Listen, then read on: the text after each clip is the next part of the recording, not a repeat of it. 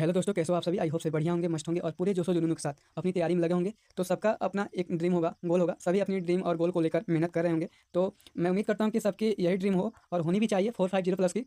तो इससे भी बढ़िया है तो बहुत अच्छी बात है। तो मैं आपकी छोटी सी ड्रीम यानी इस ड्रीम को कंप्लीट करने के लिए मैं एक छोटी सी आपकी हेल्प करना चाहता हूँ इस वीडियो के माध्यम से। तो आप सभी से रिक्वेस्ट है कि आप सब वीडियो के अंत तक बने रहिएगा। यदि वीडियो अच्छी लगे तो वीडियो को लाइक कीजिएगा और चैनल को सब्सक्राइब कीजिएगा ताकि ऐसे वीडियो आप तक सबसे पहले पहुंचे। तो यह वीडियो में बिहार बोर्ड फाइनल परीक्षा 2025 को लेकर बनाया गया है।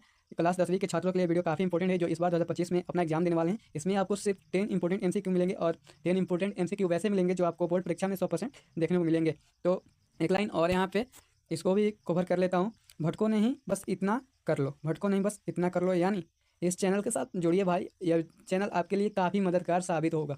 तो आइए हम सवाल की ओर बढ़ते हैं। सवाल हमारी है, नंबरिंग पे मत जाइएगा, नंबरिंग मिस्टेक होगी क्योंकि मैंने सवाल क्वेश्चन बैंक से उठाया है और जो वैसे सवाल को उठाया जो एग्जाम में बार बार पूछे जाते हैं। और मैं उम्मीद करता हूँ कि इस बार ऐसे ही सवाल और यही सवाल आपको एग्जाम हॉल में देखने को मिले। तो आइए सवाल पढ़ते हैं। सवाल है, आभूषण बनने वाला सोना होता है। ऑप्शन ए में दिया है 24 कैरेट का, बी में दिया है 16 कैरेट का, सी में दिया है 22 कैरेट का, डी में दिया है 15 कैरेट का। आभूषण बनने वाला सोना होता है। जितने भी भाई लोग इसका 24 कैरेट आंसर करे होंगे तो मैं उनसे कहना चाहूँगा कि आपका आंसर पूरी तरह से गलत है। मैं सभी से और एक बात कहना चाहूँगा कि आप सभी जब भी एग्ज़ाम हॉल में बैठिएगा तो पहले सवाल को एक बार अच्छे से पढ़िएगा, 2 बार पढ़िएगा, उसके बाद ऑप्शन को बारीकी से देखिएगा, तब अपना आंसर को टिक कीजिएगा। नहीं कि सवाल को पढ़े और आंसर टिक करते जाए, तो ऐसे आपके ज़्यादा से ज़्यादा सवाल गलत होने की संभावनाएं है। तो आखिर में इसका आंसर क्या होगा, आभूषण बनने वाला सोना होता है। तो इसका सही आंसर होगा ऑप्शन नंबर सी यानी 22 कैरेट का। एक सवाल मैं आपके लिए छोड़ रहा हूँ, शुद्ध सोना कितने कैरेट का हो रहा है, इसका आंसर आपको कमेंट में बतानी है। सवाल नंबर नेक्स्ट की ओर बढ़ते हैं। सवाल नंबर नेक्स्ट है जो काफ़ी इंपॉर्टेंट सवाल है। मैं तो बोलूँगा कि इसको आप माइंड में अच्छे से बैठा लीजिए या कॉपी पे लिख लीजिए। या सवाल, एक सवाल आपके सामने दिख रहा है लेकिन मैं यहाँ पे 3 सवाल आपको बताऊँगा। 3 में से कोई एक सवाल आपको एग्जाम हॉल में देखने को मिलेंगे। तो सवाल नंबर नेक्स्ट में क्या है आपकी, एल्कीन का सामान्य सूत्र क्या है। एल्कीन का सामान्य सूत्र क्या है। CnH2n जो है एल्कीन का सूत्र होता है। किसका होता है, एल्कीन का। इसको कॉपी पे लिख लीजिएगा। CnH2n एल्कीन का सूत्र होता है। मैं यहाँ पे लिख देता हूँ, यहाँ पे लिखता हूँ। CnH2n किसका सूत्र होता है, एल्कीन का होता है। यहाँ पे पहले तो ऑप्शन ही गड़बड़ है, ये सब में दे दिया है तो इसको मैं बी सी और इसको डी बना दे रहा। तो CnH2n जो है एल्कीन का सूत्र होता है और CnH2n-2 जो सी में दिया है ये जो है एल्काइन का सूत्र होता है। किसका होता है, एल्काइन का सूत्र होता है। और CnH2n+2 जो बचा एल्केन का सूत्र होता है। तो इसका सही आंसर होगा option number B is right. तो यहाँ पे आपको 3 ऑब्जेक्टिव बनते हैं। तीनों ऑब्जेक्टिव को आपको माइंड में रखनी है या कॉपी पे लिख लीजिए। एग्जाम देने से पहले इसको 2 या 3 बार पढ़िए, इसको अच्छे से ध्यान में रखिएगा और इसमें का एक सवाल आपको एग्जाम हॉल में देखने को मिलेंगे। तो CnH2n-2 जो है एल्काइन का सूत्र होता है। CnH2n जो है एल्कीन का सूत्र है और CnH2n+2 जो है एल्कीन का सूत्र है। तो इसको आप चाहे तो स्क्रीनशॉट ले लीजिए और इन तीनों सवाल को आपको माइंड में रखनी है हमेशा हमेशा के लिए। तो आइए नेक्स्ट सवाल की ओर पढ़ते हैं जो बोर्ड एग्जाम में बहुत बार पूछे जा चुके हैं और आशा करते हैं कि इस बार भी यही सवाल आपको एग्जाम हॉल में देखने को मिले। सिलिकॉन है एक, सिलिकॉन है एक। ऑप्शन ए में दिया है धातु, बी में दिया है धातु, सी में दिया है उपधातु, डी में दिया है मिश्र धातु। इसका सही आंसर होगा ऑप्शन नंबर सी यानी उपधातु। नेक्स्ट सवाल की ओर बढ़ते हैं। नेक्स्ट सवाल है मानव मस्तिष्क का औसत भार है। मानव मस्तिष्क का औसत भार है। ए में दिया है 1 kg, बी में दिया है 2 kg, सी में दिया है 1.4 kg और डी में दिया है कोई नहीं। तो इसका सही आंसर होगा option number C is right यानी 1.4 kg। नेक्स्ट सवाल की ओर बढ़ते हैं जो काफ़ी इंपॉर्टेंट सवाल है। प्रकाश संश्लेषण होता है, प्रकाश संश्लेषण होता है। ऑप्शन ए में दिया है दिन में, बी में दिया है रात में और सी में दिया है दिन और रात दोनों में और डी में दिया है इनमें से कोई नहीं। थोड़ा फोकस कीजिएगा यहाँ पे। प्रकाश संश्लेषण की जो क्रिया होती है कब होती है, तो प्रकाश संश्लेषण की क्रिया आपको प्रकाश की उपस्थिति में होती है। जब तक प्रकाश रहेगी तब तक प्रकाश संश्लेषण की क्रिया होगी। तो रात में तो हमें प्रकाश देखने को नहीं मिलते हैं, तो रात में तो होगा नहीं, दिन में होगा।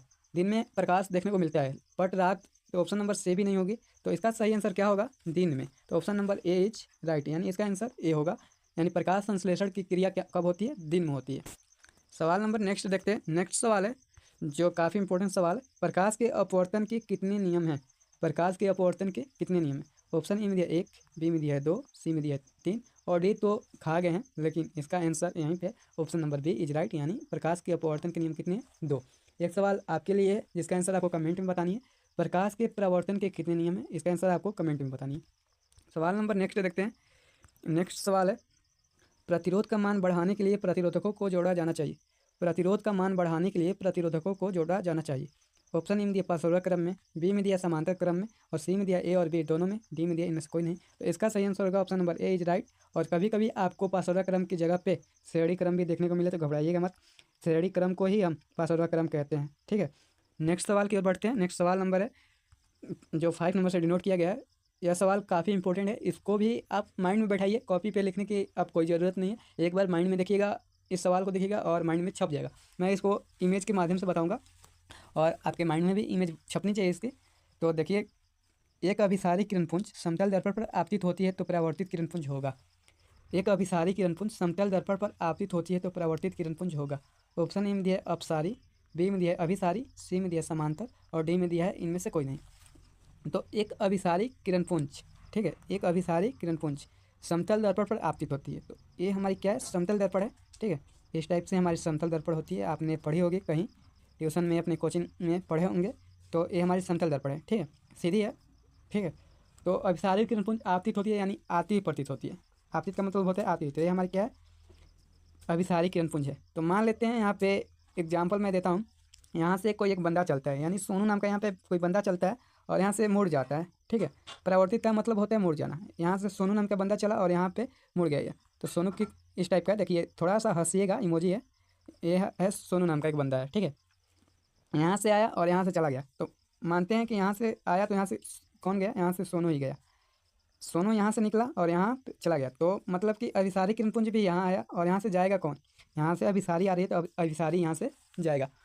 तो एक अभिसारी किरणपुंज समतल दर्पण पर आपतित होती है तो परावर्तित कौन होगा। जब आती हुई अभिसारी प्रतीत होती है तो जाती हुई भी अभिसारी प्रतीत होगी। तो इसका सही आंसर होगा option number B is right, यानी अभिसारी। नेक्स्ट सवाल की ओर बढ़ते हैं।